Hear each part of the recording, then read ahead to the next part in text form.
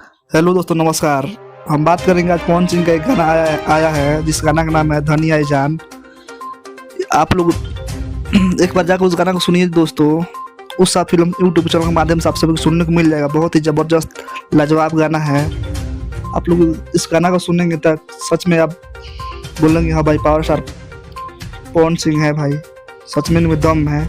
बहुत ही ज़बरदस्त है, पूरा देसी लुक में गाना आया है और बहुत ही ज़बरदस्त गाना है और देसी लुक में पूरा गाना है। आप लोग जाकर सुनिए और अपने दुलार प्यार दीजिए।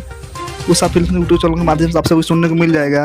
ये गाना 8 घंटे में 6 लाख से ज़्यादा लोग इसको गाना को सुन चुके हैं और ये गाना पूरी तरह से हिट हो गया है दोस्तों। आप लोग जाकर सुनिए, अपने दुलार प्यार दीजिए। अगर आप लोग हमारे चैनल को लाइक सब्सक्राइब नहीं किए तो करके जुड़ जाइए ताकि भोजपुरी खबर सबसे पहले आप लोग पास आए। इस गाना को गाए हमारे भोजपुरी के पावर स्टार पवन सिंह और शिल्पी राज। वीडियो नजर आएंगे पवन सिंह, चांदनी सिंह। बहुत ही ज़बरदस्त गाना है दोस्तों। आप लोग इस गाना को जाकर एक बार जरूर सुनिए, पूरी तरह से देसी लुक में है दोस्तों।